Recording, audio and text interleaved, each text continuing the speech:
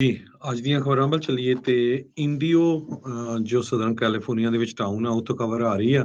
88 ਸਾਲਾਂ ਦਾ southern California ਦਾ ਬਜ਼ੁਰਗ, ਉਸ ਨੂੰ ਚਾਰਜ ਕੀਤਾ ਗਿਆ ਹੈ 9 ਸਾਲਾਂ ਦੀ ਬੱਚੀ ਕਾਰ ਐਕਸੀਡੈਂਟ ਦੇ ਵਿੱਚ ਮਾਰਨ ਦੇ ਸੰਬੰਧ ਦੇ ਵਿੱਚ। ਇਹ ਐਕਸੀਡੈਂਟ 1 ਸਾਲ ਪਹਿਲਾਂ ਵਾਪਰਿਆ ਸੀ। ਡੈਜ਼ਰਟ ਸਨ ਨੇ ਰਿਪੋਰਟ ਕੀਤਾ ਹੈ ਵੀ ਰੋਬਰਟ ਵਿਲੀਅਮ ਹੈਂਸਨ, ਉਸ ਨੂੰ ਹੁਣ ਚਾਰਜ ਕੀਤਾ ਗਿਆ ਆ ਵਹੀਕਲ ਮੈਨਸਲੌਟਰ, ਗ੍ਰੌਸ ਨੇਗਲੀਜੀਲੈਂਸ, ਰੈਕਲੈਸ ਡਰਾਈਵਿੰਗ ਤੇ ਡਰਾਈਵਿੰਗ ਵਿਦਆਊਟ ਏ ਲਾਇਸੈਂਸ।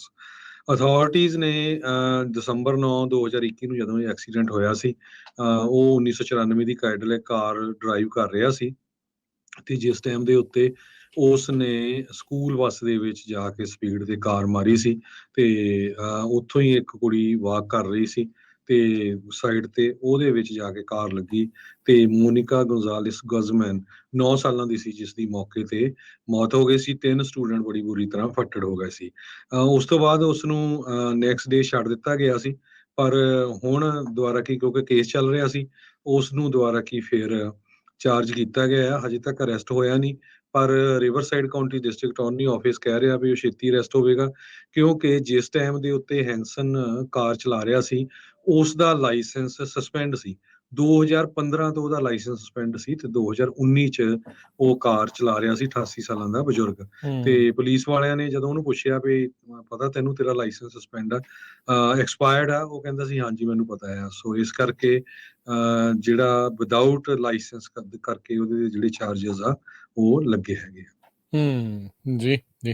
ਜੀ, ਅੱਜ ਦੀਆਂ ਖਬਰਾਂ ਵੱਲ ਚੱਲੀਏ ਤੇ ਇੰਡੀਓ ਜੋ ਸਦਰਨ ਕੈਲੀਫੋਰਨੀਆ ਦੇ ਵਿੱਚ ਟਾਊਨ ਆ, ਉੱਥੋਂ ਖਬਰ ਆ ਰਹੀ ਆ। 88 ਸਾਲਾਂ ਦਾ ਸਦਰਨ ਕੈਲੀਫੋਰਨੀਆ ਦਾ ਬਜ਼ੁਰਗ, ਉਸ ਨੂੰ ਚਾਰਜ ਕੀਤਾ ਗਿਆ ਹੈ 9 ਸਾਲਾਂ ਦੀ ਬੱਚੀ ਕਾਰ ਐਕਸੀਡੈਂਟ ਦੇ ਵਿੱਚ ਮਾਰਨ ਦੇ ਸੰਬੰਧ ਦੇ ਵਿੱਚ। ਇਹ ਐਕਸੀਡੈਂਟ 1 ਸਾਲ ਪਹਿਲਾਂ ਵਾਪਰਿਆ ਸੀ।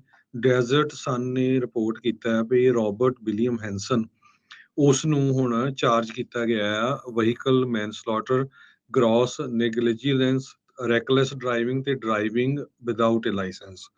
ਅਥਾਰਟੀਜ਼ ਨੇ ਦਸੰਬਰ 9 2021 ਨੂੰ, ਜਦੋਂ ਇਹ ਐਕਸੀਡੈਂਟ ਹੋਇਆ ਸੀ, ਉਹ 1994 ਦੀ ਕੈਡਿਲੈਕ ਕਾਰ ਡਰਾਈਵ ਕਰ ਰਿਹਾ ਸੀ ਤੇ ਜਿਸ ਟਾਈਮ ਦੇ ਉੱਤੇ ਉਸ ਨੇ ਸਕੂਲ ਬੱਸ ਦੇ ਵਿੱਚ ਜਾ ਕੇ ਸਪੀਡ ਤੇ ਕਾਰ ਮਾਰੀ ਸੀ ਤੇ ਉੱਥੋਂ ਹੀ ਇੱਕ ਕੁੜੀ ਵਾਕ ਕਰ ਰਹੀ ਸੀ ਤੇ ਸਾਈਡ ਤੇ ਉਹਦੇ ਵਿੱਚ ਜਾ ਕੇ ਕਾਰ ਲੱਗੀ ਤੇ ਮੋਨਿਕਾ ਗੋਂਜ਼ਾਲਿਸ ਗਜ਼ਮੈਨ 9 ਸਾਲਾਂ ਦੀ ਸੀ, ਜਿਸ ਦੀ ਮੌਕੇ ਤੇ ਮੌਤ ਹੋ ਗਈ ਸੀ। 3 ਸਟੂਡੈਂਟ ਬੜੀ ਬੁਰੀ ਤਰ੍ਹਾਂ ਫੱਟੜ ਹੋ ਗਏ ਸੀ।